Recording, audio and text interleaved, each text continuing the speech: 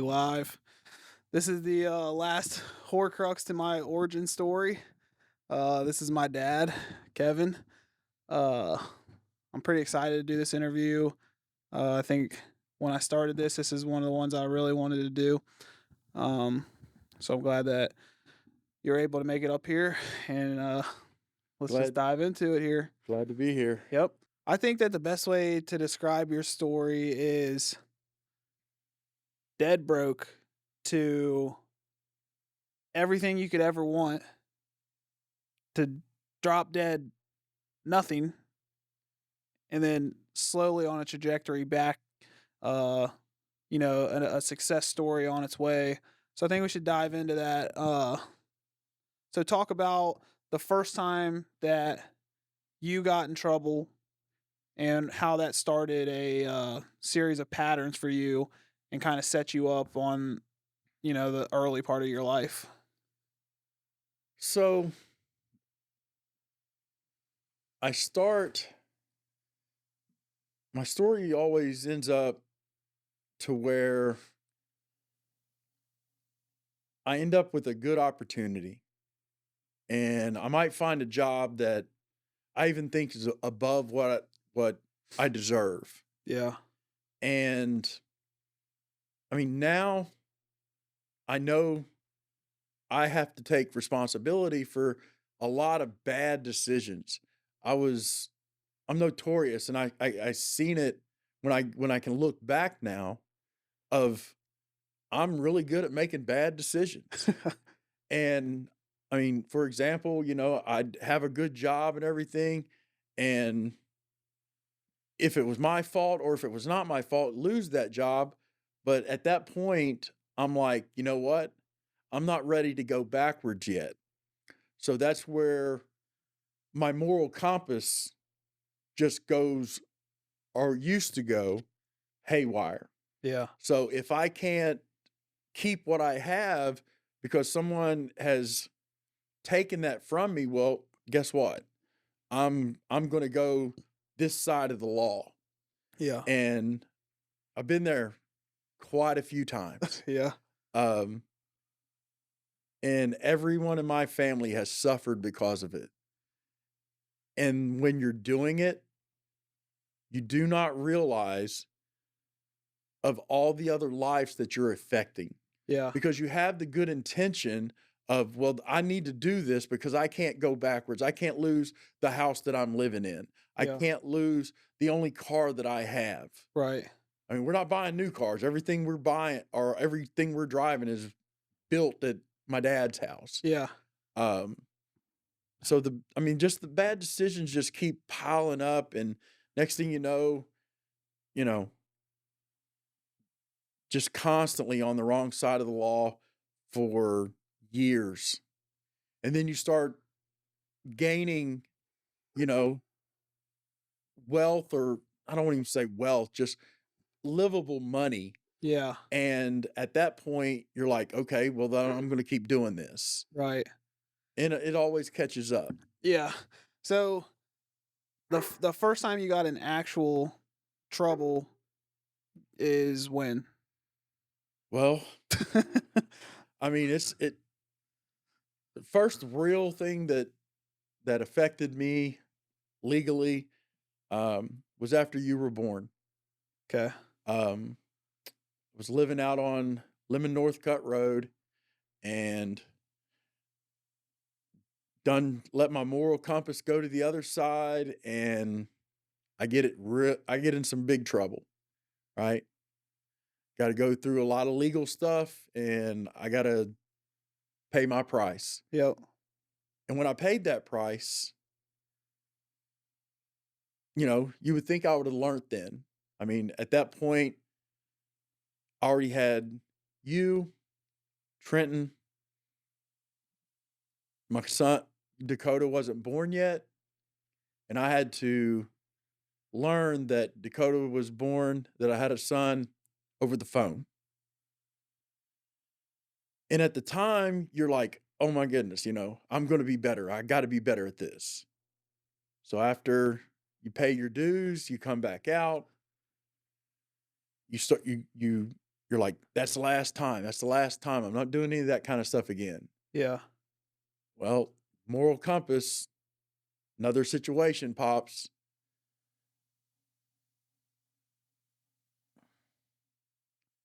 Just it's amazing to me to think of how many bad decisions that I've made Yeah. and how they affected everyone around me. I think it's going to be inspiring for people to see your vulnerability and see the amount of times that you kept messing up, but you never gave up on yourself and the goal of being better. I mean, I always, even when I was making the wrong decisions, I'm thinking in my view of what's going on, I'm doing the right thing. Yeah. Just because somebody says this is against the law, my way of looking at it was that's what you think. Well, you came from such poor upbringings, and no one ever gave you any true guidance on how to get out of it. So your only view was, I got to do whatever means necessary to be successful for myself and for my kids. And no matter what that looks like, like you said, your moral compass got blinded and it was any means necessary. And I mean, exactly that. Yeah. And it's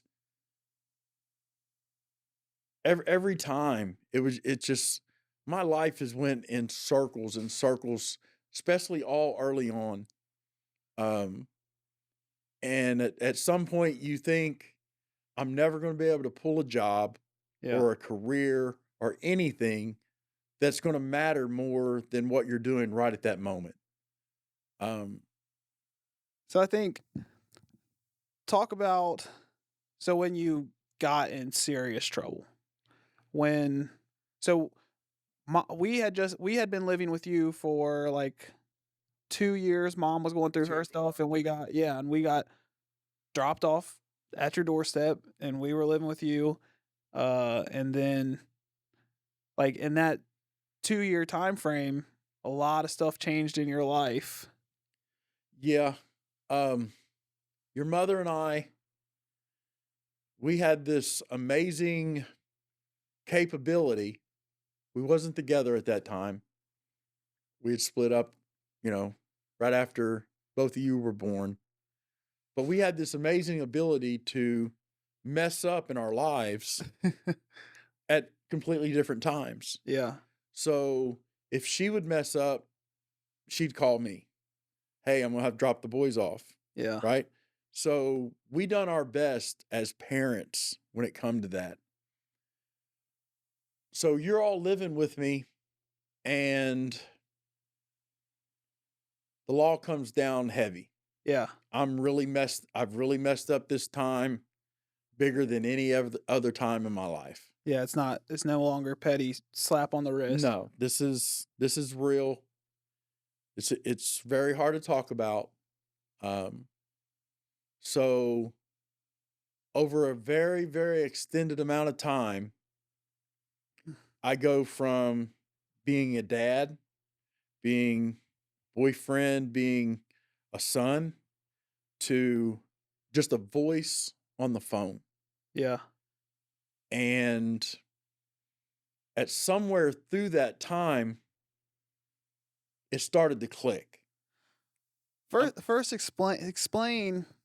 So you catch the largest charges you ever caught, and you take off. Forgot about that.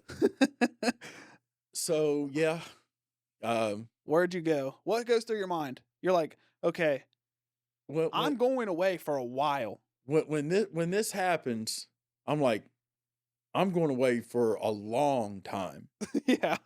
and I'm like, no, I'm not. You're gonna have to So do your job and come get me.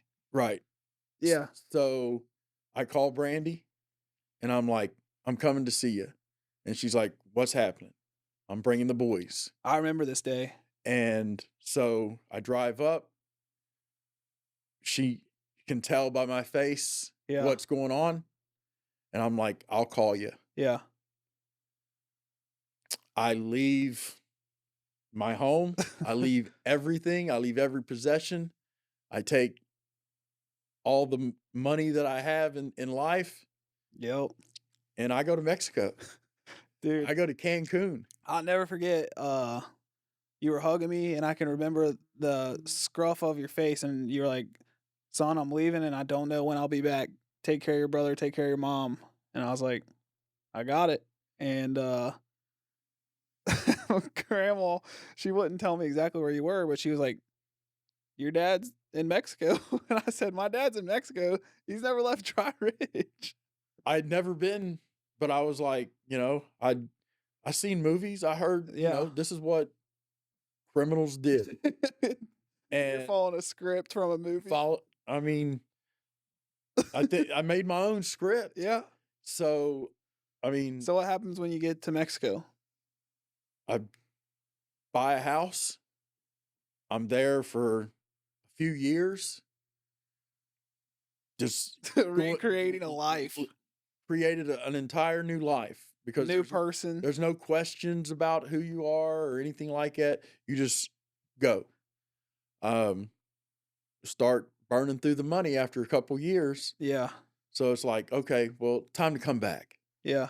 I have nothing, no one's looking for me. No one's going to houses or anything. One So of my favorite stories though, before you come back, is you became a certified scuba instructor. yes, You were down there. I'm like, dude, what kind of life were you living to just be like, all right, I'm going to Mexico. I'm gonna become someone that I'm not, and I'm going to hide out here until whenever. it didn't even really feel like hiding out. Is just, hey, I'm here now. Yeah. This is who I am. Yeah. What can I do to make some money here? And I'm like, first I buy all this scuba gear. I've never even scuba dived in my life. So I take the classes. I end up, getting certified, Yeah. then start, do the instruction stuff. And I'm like, okay, this is who I am. And then after, a few years, it got old. I wouldn't believe it if I didn't see the photos of you scuba diving. I mean, underwater photos. I was like, all right, he's not lying. I was just like, my story's not done at this point. Right. So we ended up coming, I came back, end up living in Tennessee. Can't even believe I'm saying this. So I wake up in the morning one day and my bedroom is full of people. And it looks like it's something straight out of a movie.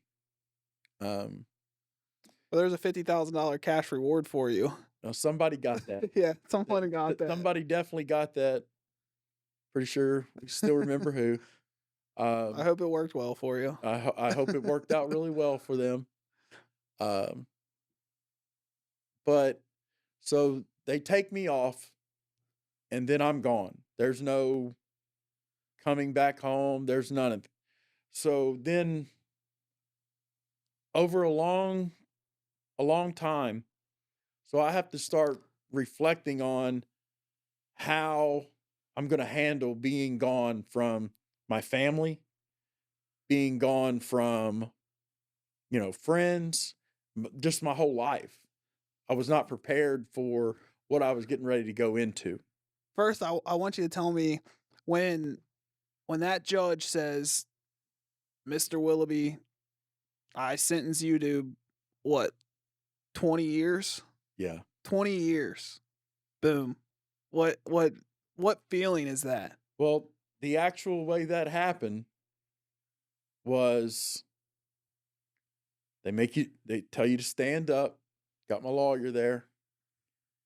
And my cocky ass is like, he's like, "Mr. Willoughby, do you have anything to say for yourself?"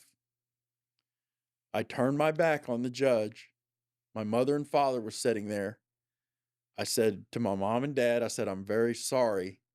that I've put you through this. You don't deserve it. You deserve a better son." Then I turned around and looked him in the eye, and I said, "Have at it, Judge." That's a true story. Gosh. And he's like, "Doesn't matter what you say anyway." Yeah, there's no, And he handed it down.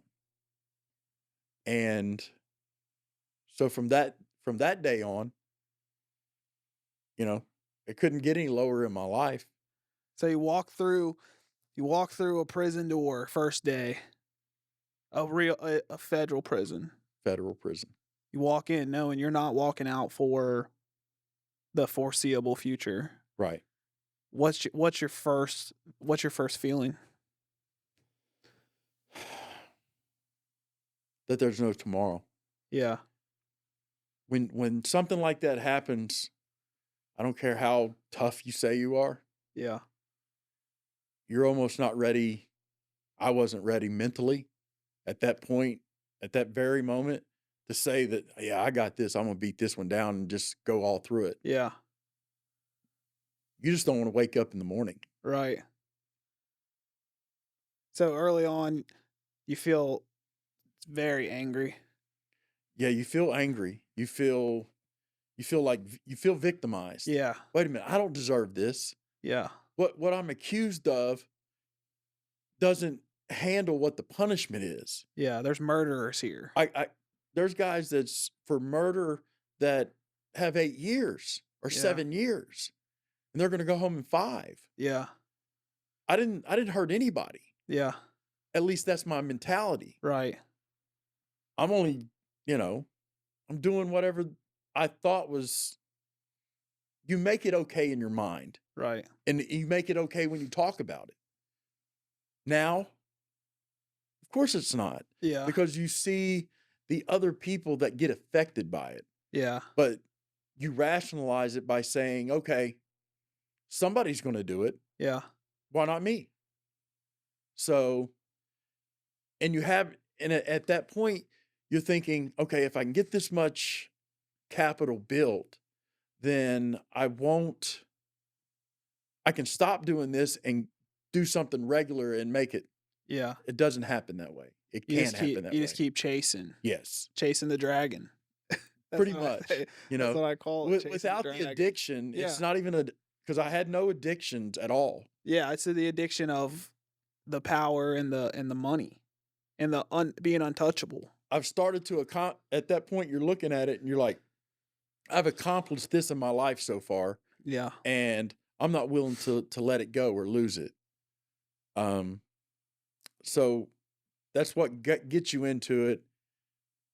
And then you start changing after you get through your early stages of that time, of your time away. How long until instead of days it just feels like a number rolling? Well, the number stops after you've done 5 years. 5 years. I'm right. After you've done 5 years or so, the time stops, Yeah. right? And that's one of the things that is most people will never understand. All right, you've done your crime, you're doing your thing, you're going away, but time stops for you. Okay? So every relationship, every relationship just stops. So your kids are growing up, Yep. you're across the country. You still see, when you talk on the phone, you still see that 7-year-old. Yeah. You still see your mother at the age of when you left. Right. You don't see the friends that you had or the people that you know, were entwined in your life. You still think the same way about those people. Right. Then when you come home after all of that, all of those have moved on, Yeah. but you're still stuck in that picture. You still have no concept of how much time has passed. Yeah. I mean, Cause that's you metaphorically. right. So you went in at what age? Uh, You went in at 27 27. and you got out at 40. Yeah. 13 years served. Yes. in in 13 years, the world has changed. You had It wasn't cell phones when I went away. I mean, you had the Nextel chirp, and then you watch everything transpire on TV yeah. through coming through technology and smartphones and texting. What is texting? You know what I mean? It felt And like a Jetsons movie to you. completely. It's the stuff you thought about when you was a kid and you watched cartoons and stuff and they had TVs on their watch. Yeah. Wait a minute. This is all real now when you finally get to come home. Right. And then being gone all that time,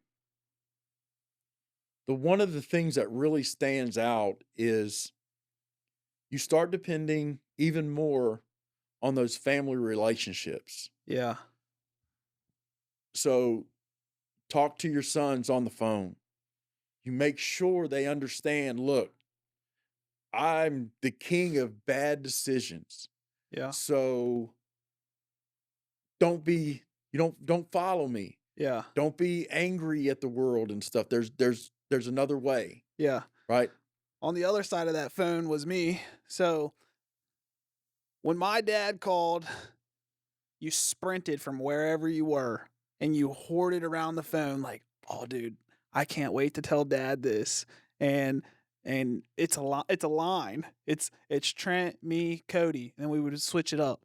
And be like, "Dad, I got to do this today. I got in school, I got an A on my history exam and I know how much you love history." And then we just start going back and forth about Egyptian history and then I got Trent in the background who's like tutoring me this entire time on what I should talk to you about. And, we're all just like getting in this huge conversation. And you have to cram all of this in 15 minutes. 15 minutes. And you're trying to like just splurt it all out. And you want all three of us to talk. And then you've got to talk to your mom and say hi to your dad. You got 5 people in 15 minutes. And I've always told people, so where I come from, you were just a notorious folklore. You were a guy, they would just say, if he said eat shit, you'd say where the bowls were. You were just the guy that I was always like, this guy is we got Pablo Escobar on the phone Well, here. I mean, that got, perceived and it's the person that It's just a story. Yeah, it's a story based too, and it takes off. But people idolized you in that area in a way that was like, I was proud that you were my dad. I was like, I would go around and people would be like, "Who's your dad?" And I would tell them, and they'd be like, "Wow, you're Kevin's son." And I'd be like, "Yeah." And they're like, "You look just like him." I'm like, "Yeah, I am just like him." And but no, I thought that the way that you always use those phone calls, I never knew any type of turmoil that you were going through. It was only goal driven. You always made sure that my grades were right, my understanding of this is where you need to be going. Uh, you always pushed college on me. Um, and I was like, these are the things I'm going to do. We always talked about me being a lawyer and we always went through like the steps and we had in-depth conversations and we had an in-depth relationship. It was just through a phone. And sometimes I'm still thankful for it because you had so much time that you went back and you would just write notes about this is what Logan wants to do. I'm going to research what he wants to do and I'm going to have all these answers like that. And it was just a crash course of like, this is my roadmap and you ain't got nothing better to do, so go ahead and just start writing it out. The later parts of the time that I was away, that's what pulled me through.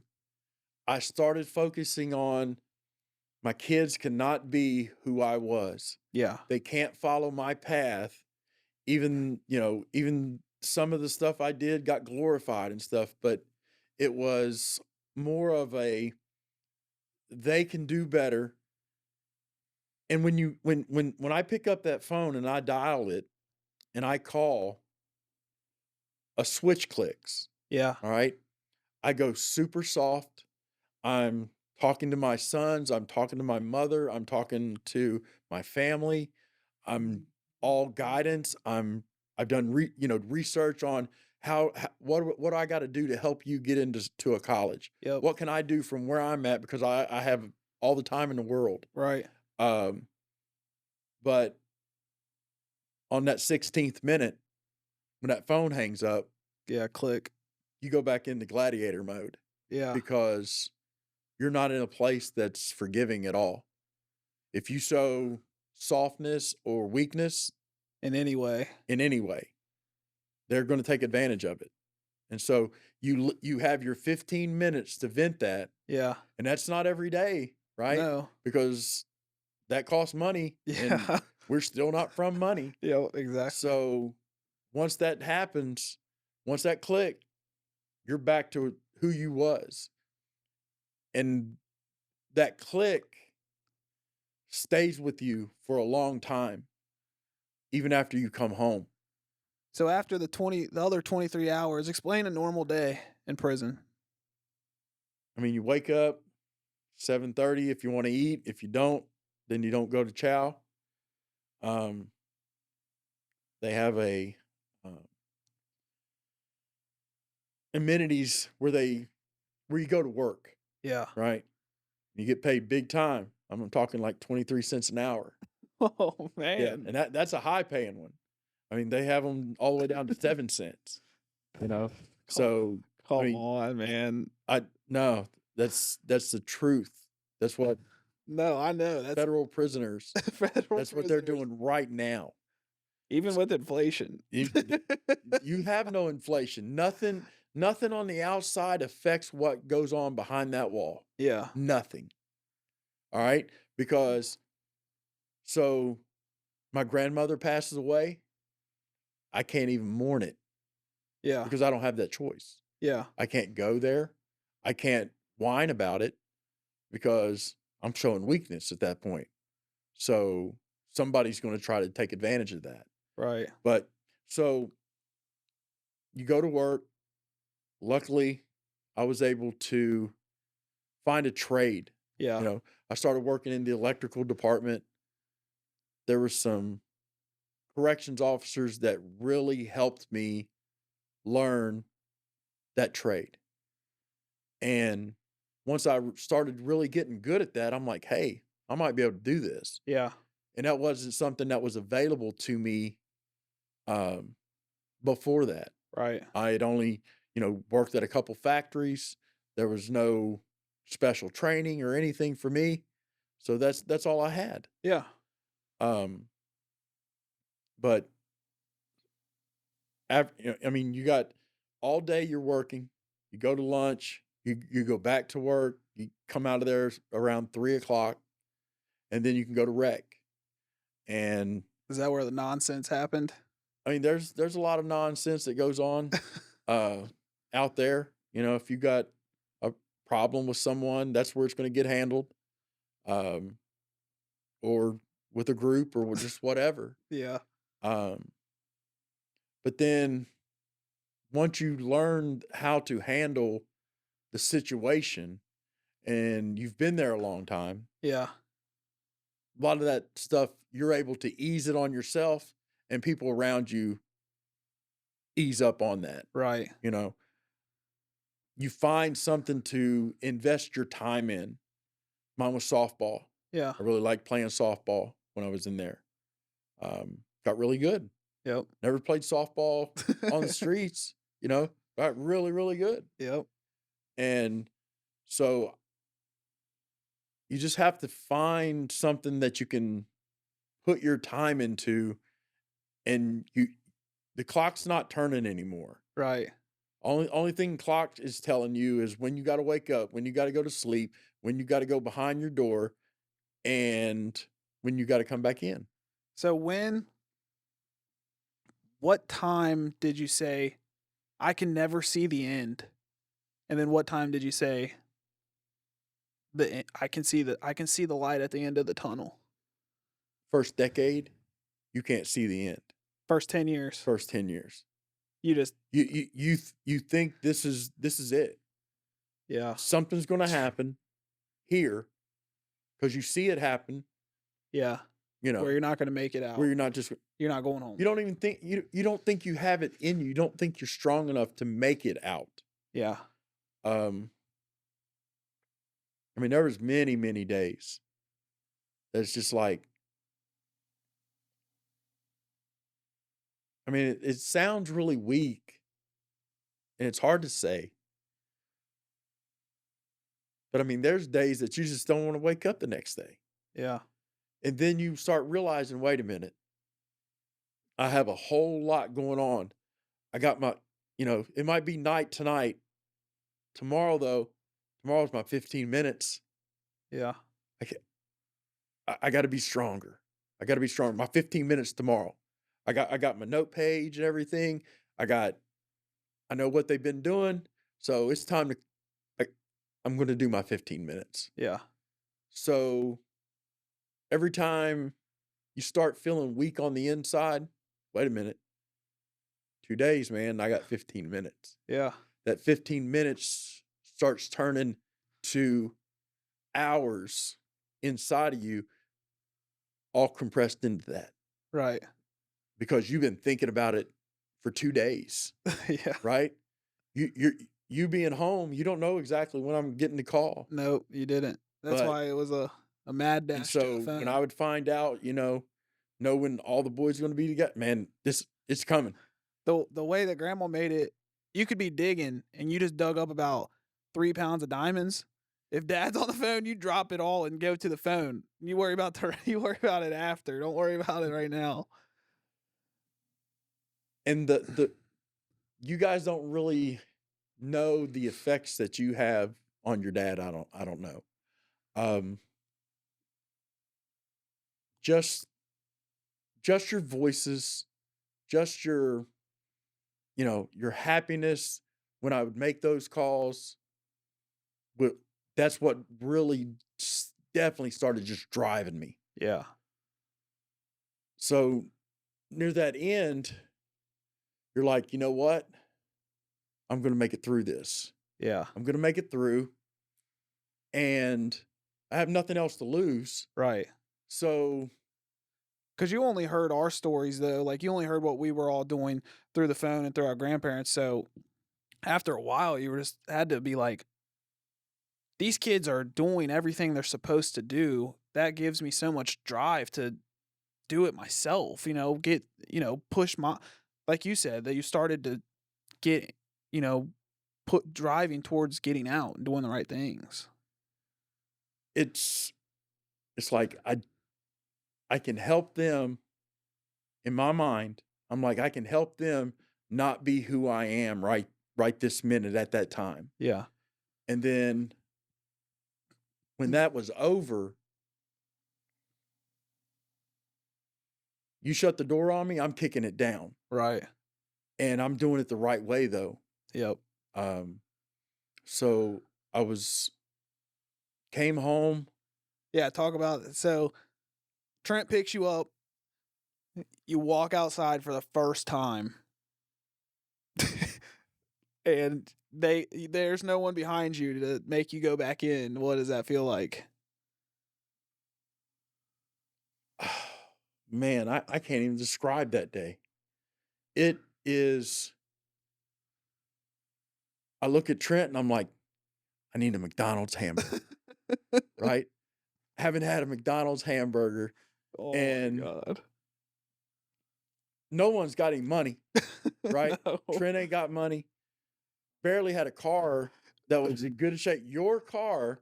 I had the best car. It was this far off the ground. And Trent came to pick you up. It basically had no shocks. Because No shocks. so he picks me up and I have a set time to be at another facility, Yeah. right? Like a I, transition yeah, house. I don't get to go straight home. So, but I have a set time to be there. The only thing I'm thinking is I need to see my family, Yeah. right? A lot of people say that stuff. That is the truth. Yeah. That's all I wanted to do. So everyone knew I was coming home. They all got in the same place, and me and Trent broke some speeding laws to Yeah. get there. I wasn't driving. Trent was. Uh, so we get there, and that was one of the points in my life that I can say that I felt joy that day Yeah. because my sons had grown up without me actually being there, but every one of them embraced me and hugged me and loved me that day and every day after, just like I'd never gone anywhere. Right. And I made a promise to myself, as hard as it was, I'm like, you got to change. Yeah. You got to change. You got to straighten up the moral compass Yeah. because it affects too many people. And so I don't want to jump too far ahead. I mean, Yeah. Just go through the normal how it went. So went back you went back to the halfway house and your job hunt has to start immediately. immediately. So you're putting in application after application and Did they you're give you any like requisites of what you could do, or like they say here's some jobs that are hiring, or they say you whatever skills you have go find something? they're like, you got to find something. They have no resources for you. Yeah. They're not, even though that's what you understand before you come home, Yeah. that you're going to get there, they're going to have resources to help you. They're not there. Yeah. You get there and it's like, you find a job or we're going to send you back.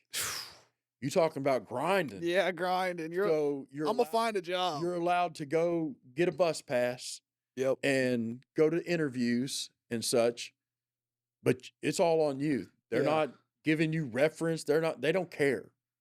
So How federal- hard is it in an interview to go, I just got out of prison? I mean, that box on that application is really hard.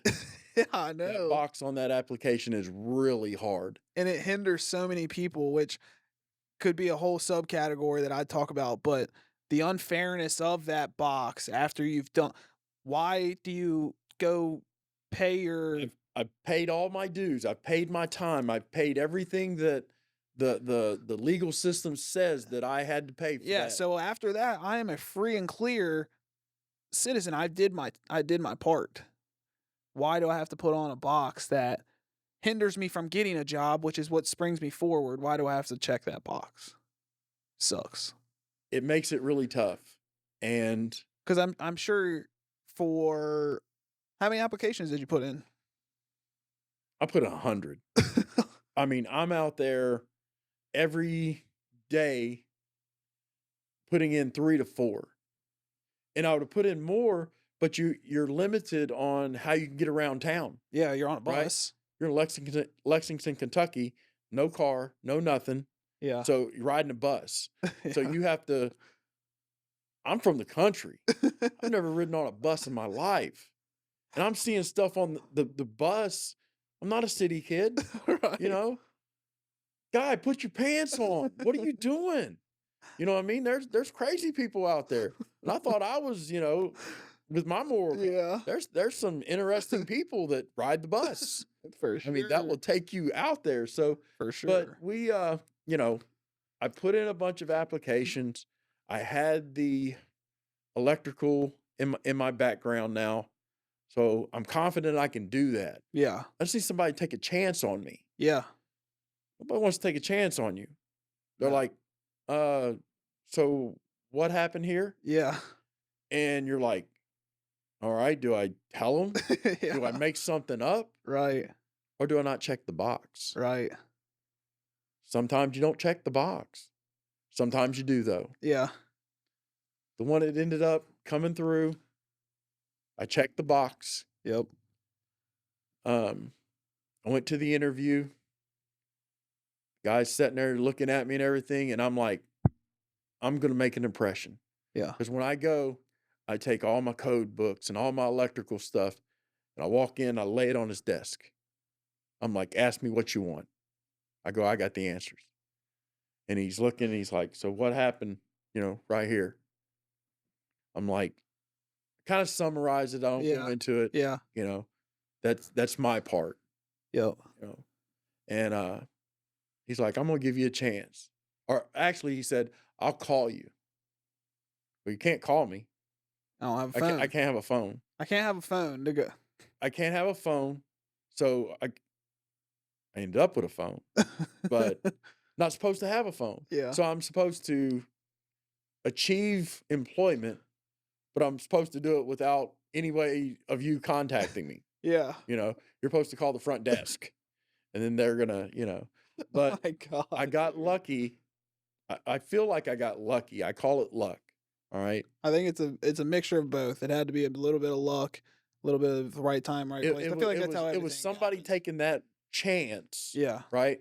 So throughout my life, I haven't had any major talent or training or anything. Now I have this in my hands, Yeah. and I can use it if someone just gives me a chance.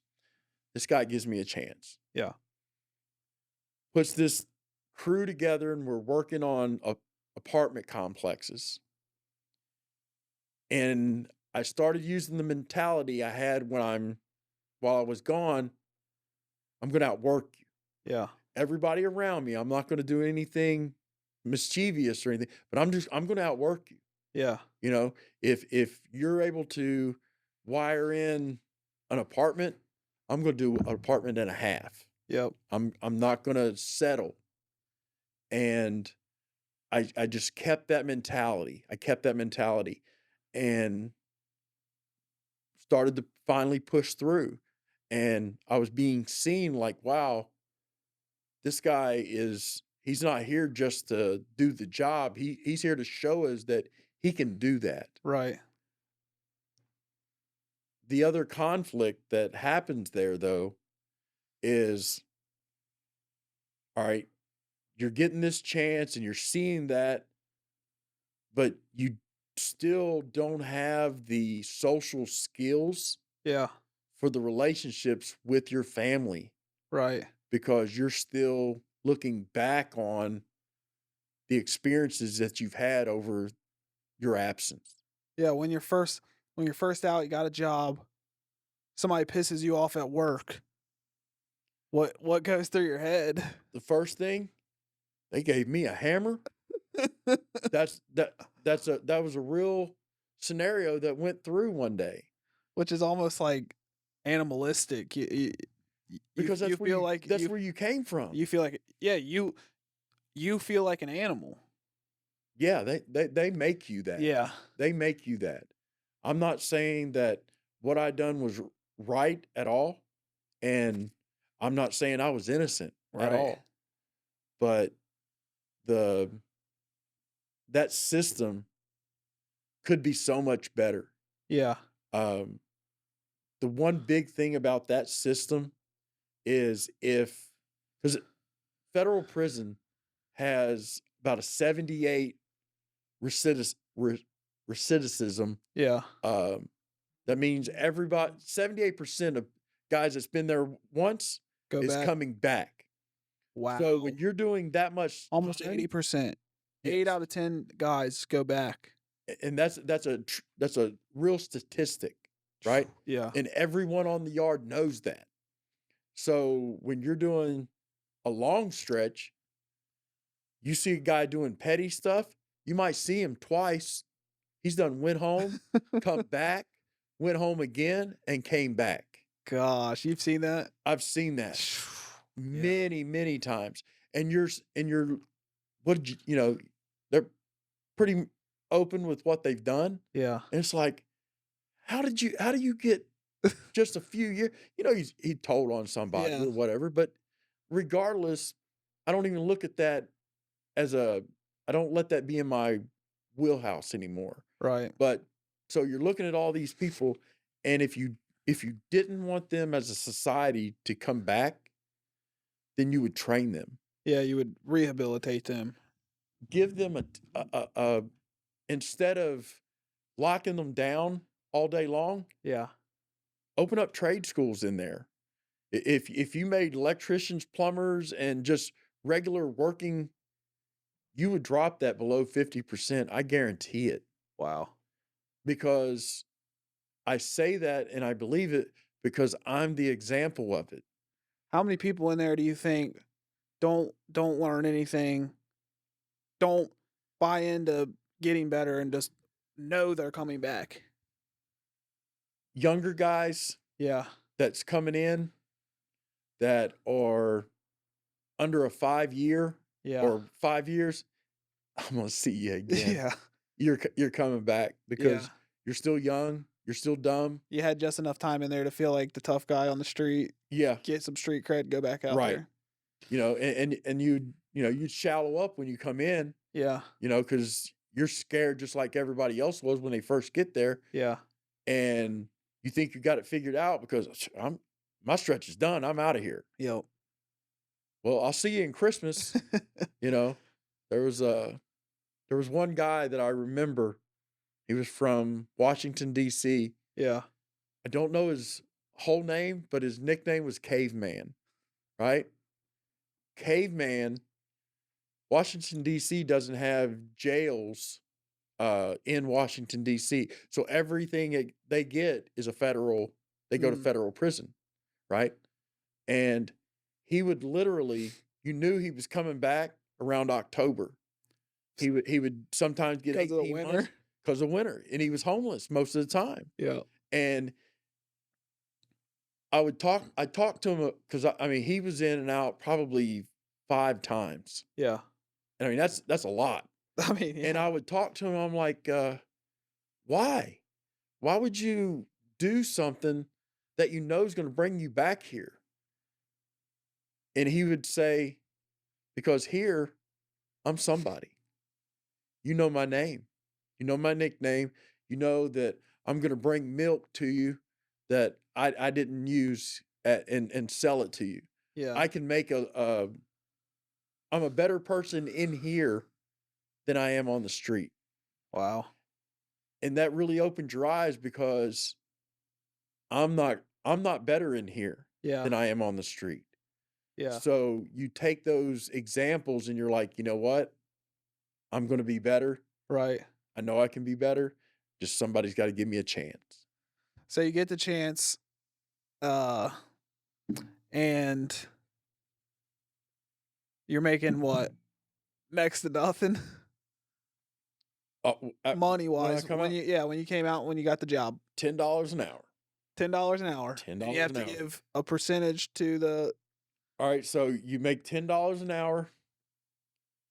You pay your taxes just like everybody else, every working American.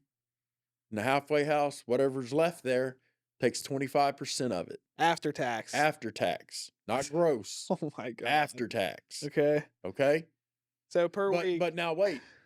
Their 25% is of your gross, but that still just comes out of your net. Yeah. So Yeah. So if you made, if you round 400. numbers, if you made 400 and before taxes, they're taking $100. Yeah. And then so Even you're if you only bringing break home 325. 323, something like that. That 100's coming out of there. Yeah.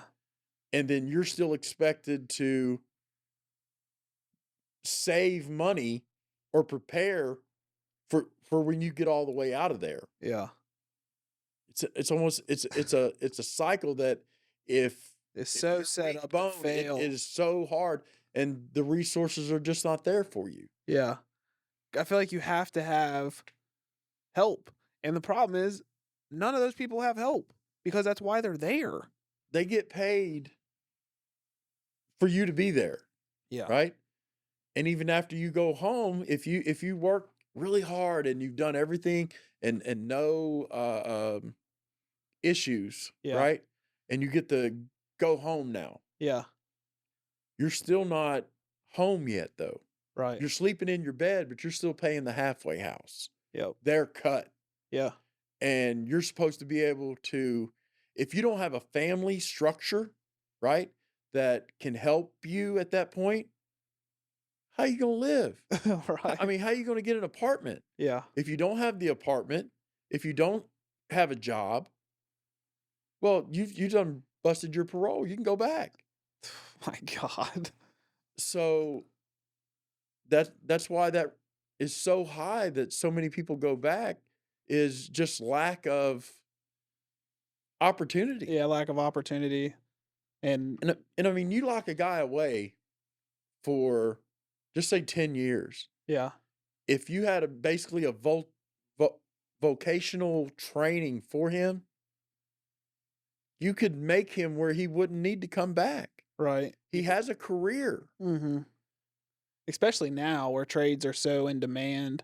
Oh, And yeah. I mean, growing up, going through school, all that Gen X was told is you got to get to college. yeah. If you want a good paying job, you got to go to college. If you can't go to college, you're not going to have a good life. Right. That's instilled in you all the way through school. So then when you're not able to do that, Yeah. we're like, hey, okay, wait a minute. We need to make sure our kids do it. Yeah. We end up pushing you guys through it. And now college degree don't get you anything. Yeah, and the trades And get the you. trades is where all the money is. You're 100,000 air. Yeah. All right, so they see, all right, this dude is going to outwork anybody at your job. What's your first break? So as that project progresses forward, they start cutting back on the manpower Yeah, because they don't need 9 people no more. because the job's getting further along. It's less Right. people, less people, so they don't want to spend the money, and they've just brought this group in together to do the work, that have experience, but you're not a crew. Yeah, So you see the one guy, they let him go. Hold up. These guys ain't like me. Not like us. right. So I'm like, okay, that just means I got to grind even harder. So all of the mischief and bad intention that I used to do, I'm putting it into this Right. because I'm not going to be caveman. This I'm is not your going last, back. this is your last opportunity at correcting things. You're 40 years old. I'm 40 years old. I've went through my entire life with bad decision after bad decision. I'm 40, starting all over at the very bottom again. Yep. But I can say, and excuses don't work with me anymore because I did it. Yeah. You can start over any day and succeed. You just have to have the right mindset. Yeah. You might have to have a little bit of luck, but if you have the right mindset and push forward, you can get there. Something I seen that I think is so powerful is I can't remember who it was, it might have been Gary Vee or something, but the power of just asking for something and the power of just putting yourself in a position to get it is so real. So many people are scared to ask for something, or like the other day, the news is outside of our business, and I was like, I'm going to go ask those guys if they'll put us on the news because I think it'll help our business. And I wasn't able to run out there, but one of our clients was like, I'm going to run over there and ask them for you guys. The guy walks over there, asks the news, hey, these guys said that they could talk about whatever you're talking about. We had no clue what they were talking about. We didn't care. But being able, that's just a small example of being able to say, hey, I think I could do that. And then the same thing. So when I moved with you, and we'll fast forward to reverse here in a second, but I moved with you to work for you. And at a certain point, I was like, Dad, this just ain't me, you know, and you've got you've got so much what's the word, like, you only could see electric being something that would work. And I was like, man, this just, I don't have the passion and I don't have like the roadblock of time. I'm so young.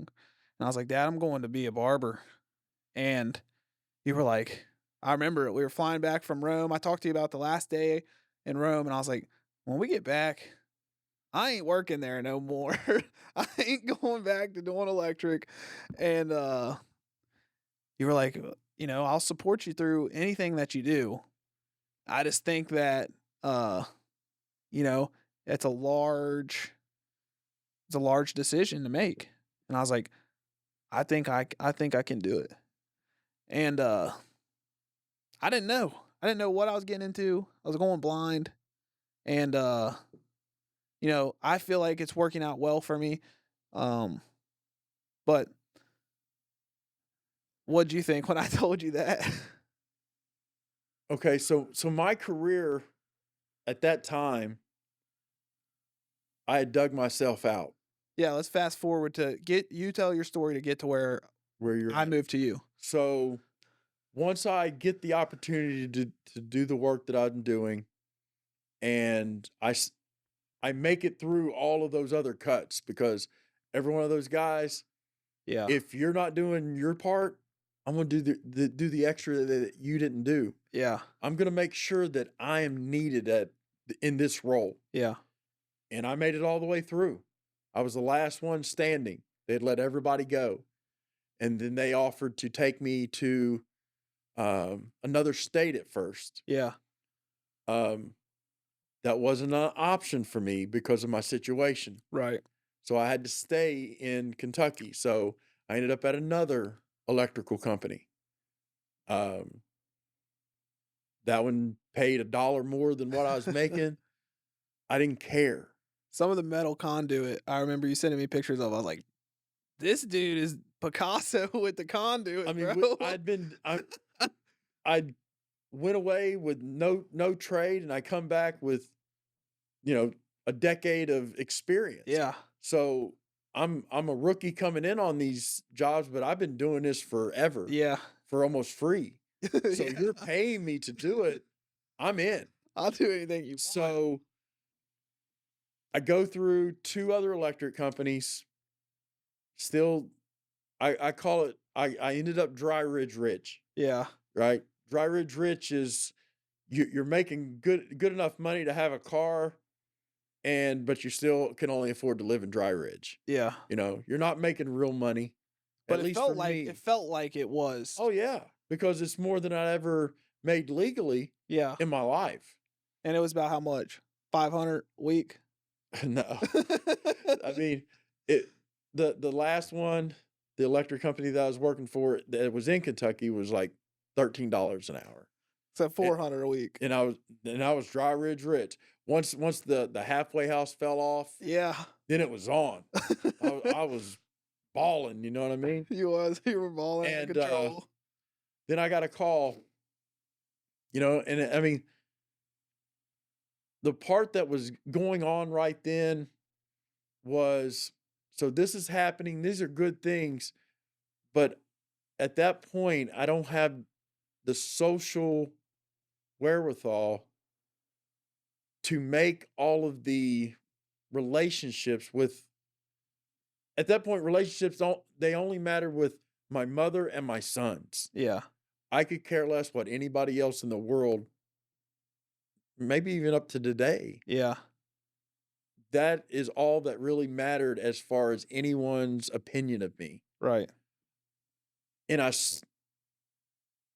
was still not capable of securing those relationships. And that is the same time that an opportunity came to me to where I was going to go back to that original company that gave me the chance. Same guy. Yeah. He's like, okay, you're good to go. You can go anywhere. I want you back. Right. So I load up everything I got in a 10-foot U-Haul. That's everything I own.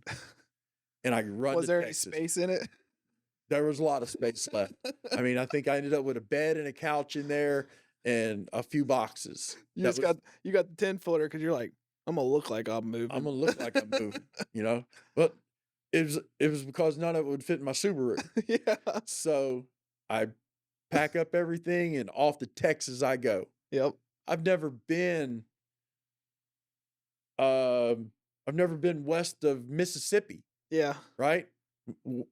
Went to Mississippi one time. We picked up a friend and came back. That's it. Not west of anything. So I'm jumped up, packed up. Me and Michelle, Yeah. she's like, I'm with you. And she's been a rock in my life Yeah. because I'm not the best person at relationships. Right. And it bleeds off into, people that know me know that. So we pack everything up and we go to Texas and Blind blind. I have no idea on living off hope. living off of this guy telling me to come out there, Yeah. right? I barely have enough gas money to get there, Oh my God. right? I talked to them and everything, and they offer me more money. I'm like, wow. But also, wow, I get there. Rent is nothing like where I just come from. Exactly. Um, I mean, we're talking 2014, 14. 13, 14.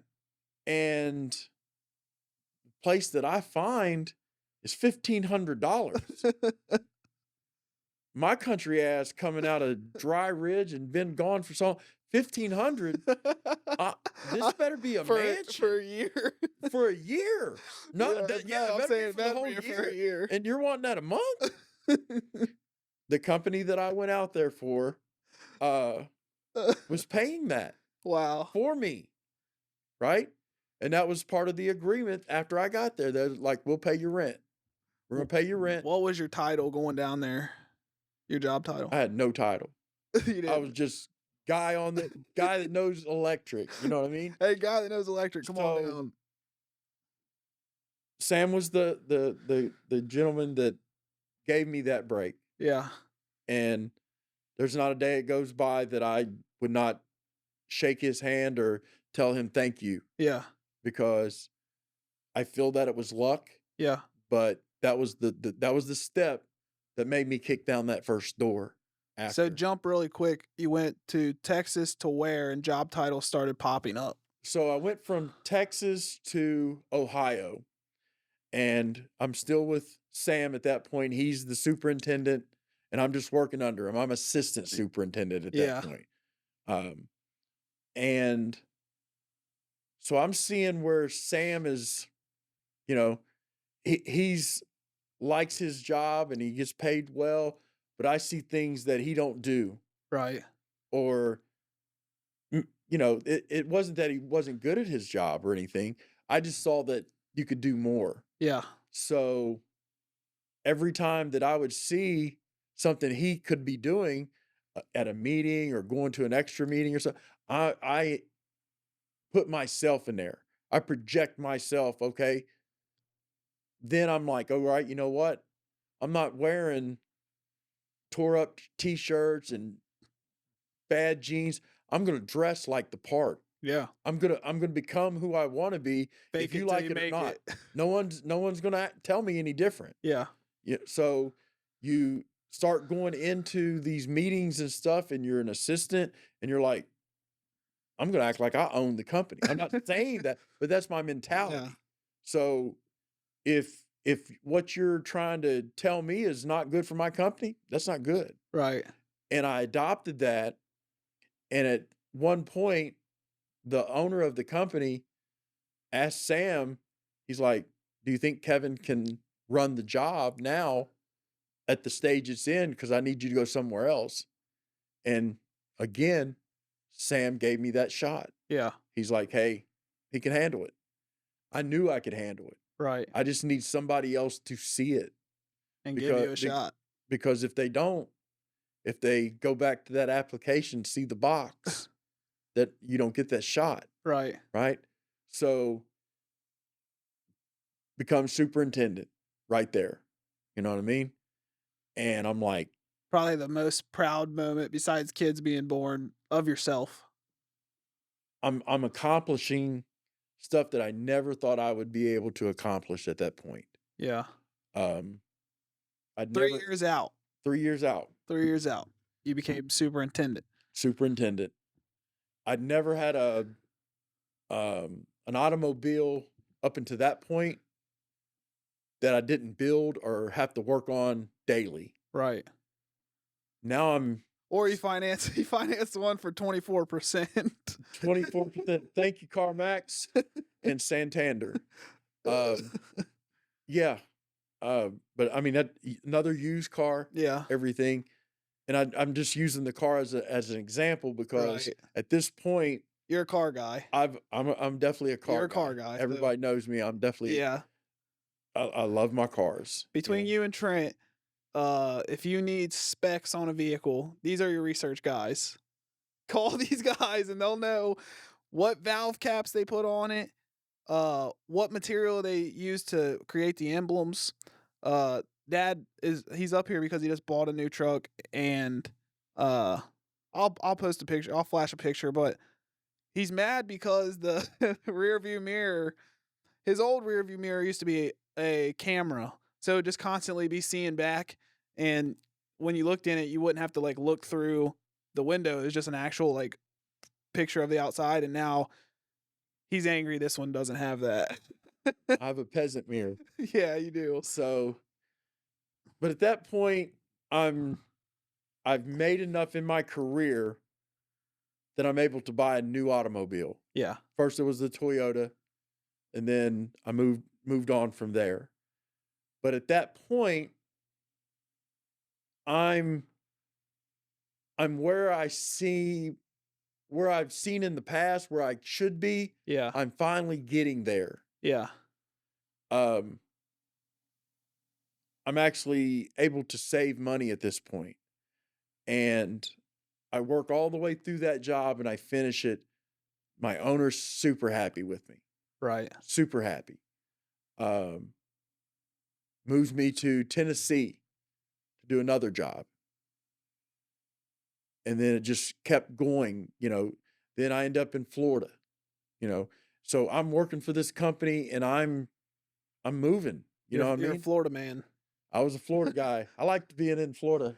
You're a little too fair skinned to be thinking you're sitting on the beach. Well, I go to the beach a lot, but I take an umbrella. Uh, so I mean, I'm almost transparent. I'm not Yeah. even white. Uh, So you jump through positions. Uh, and what's your current position? today, Yeah. today I'm a field operations manager Okay. So for a very, very large electric company. give me like the rundown of what that means, like order of operations, where you stand on a job. In my district, I answer to a district manager and the CEO. Wow. That's where I'm at. I have, I mean, 4 levels of employees under me, Yeah. and I mean that can go up to, you know, 50 employees. How many jobs do you oversee right now? On any given, I mean, I've overseen as many as 8 to 9 at a time. Yeah, and that's building Luxury apartments, apartments. So how many? So each job contains how many apartments or buildings? 330, 350 on average Units. units. So 10 buildings with 30 apartments, give or take. Well, I mean, it depends. I mean, you have different types that are garden style or just apartment complexes. Yeah.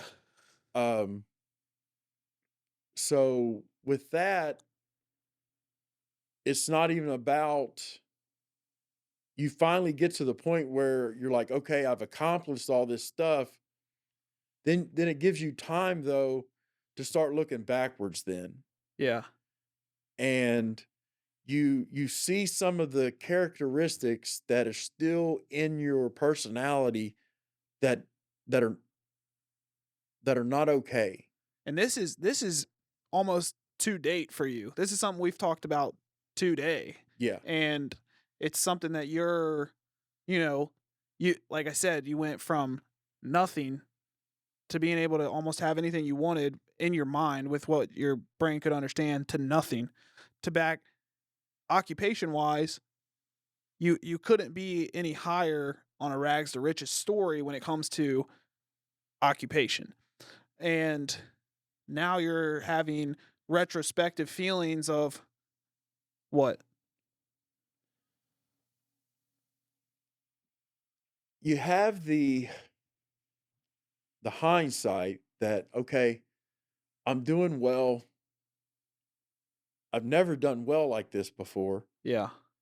So you do catch yourself after, you're like, well, no one knows that I'm doing this well. I gotta say it. Yeah. It's not a real good characteristic, but where you come from, it's instilled at you that you're never going to get there anyway. Right. When you do get there, you feel impelled that you have to say, hey, I'm there. Right. And these are the things that I've accomplished. Yeah. Regular behavior, you don't do that stuff, Right. but you're still not regular Yeah. with the experiences that where you've been gone. It changes Yeah. you. It changes your ability to understand and communicate with not just everyone, the people that mean the most to you. Right. Um,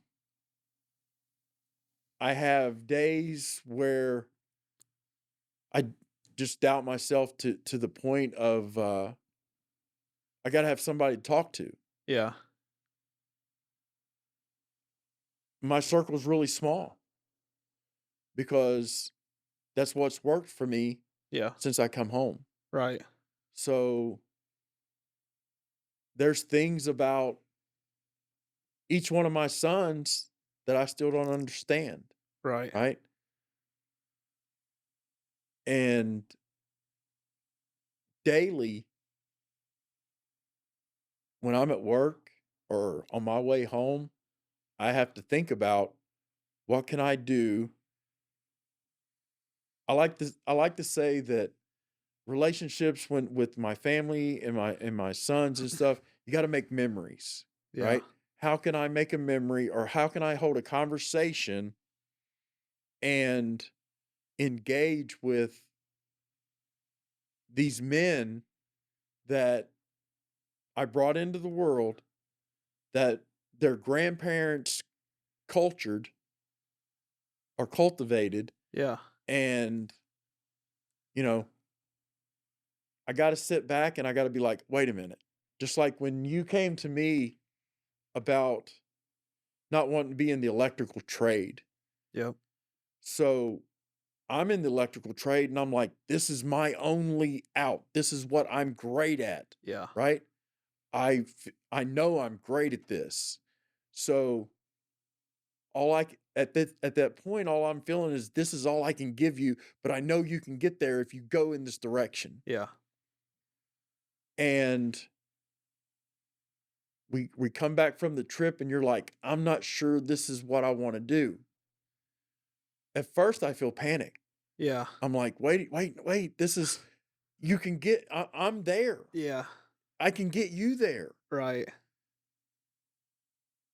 But speaking to the man, right? Yeah. You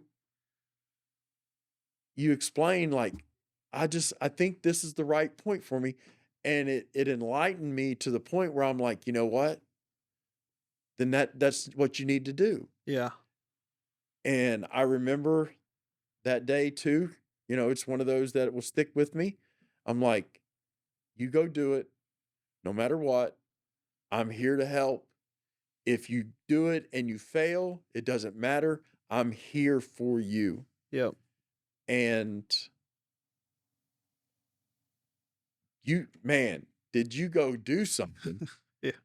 So Logan decides that he's going to go be a barber. And I'm just like, oh my goodness. just bought a brand new truck, he did, Yeah. and it's like, you're getting ready to, you're making not great money, but Yeah. good money. Yeah. Um, I was very happy when you come to live with me, though.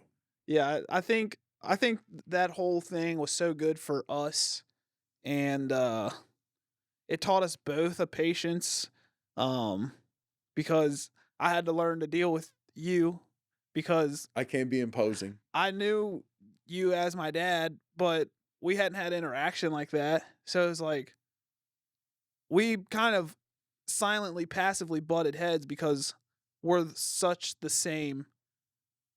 And I was like, you know, I this just isn't for me, Dad. And like you said, I think it hit you first, and then you were very accepting of it. And I'm happy with the route that I took, and I think that I think that it worked itself out the way that it should. It definitely did. And even with me, it wasn't that I didn't think you could succeed. Yeah. I was just change is scary. Yeah, and When I felt that from you. I was like I felt just the care, like, "Oh, man," but you felt from me a guy that was like, I'm taking risk. I'm not sitting around and" but I was also at that point because my life is better, Yeah, my structure's better, my mindset is where it needs to be. yeah, I'm like, doesn't matter if he doesn't succeed because I'm here now. right. I'm not on the phone. Yeah, It's not 15 minutes anymore. yeah, I'm a 2 states away. No matter what, if he really needs me, yeah, and I think that, if living with you and us just fully reconnecting showed me anything, it's the fact that no matter what happens, I have my small circle of family that we would do anything for each other, and that gives you a sense of security. And I'm so thankful for that, and that's about all I got to say about it. And the last this is how I think we should end this part of this is from the time I was 5 years old, probably before that, but that's all I can remember. My dad said we're Willoughbys, and that means something. And really, for a long time, it did not mean anything. It didn't mean anything right. because we're no one's from nowhere. But I think instilling that in us, it now means something. I'm growing every day. I'm still not completed. Yeah, Um, I'll never be completed, yeah, but I know I'm going to continue to work on me, work on my relationships, yeah, and at the end of every day, or at the end of the day, as long as the people around me that I care about know that I care about them more, yeah, and I can say this about every one of especially my sons,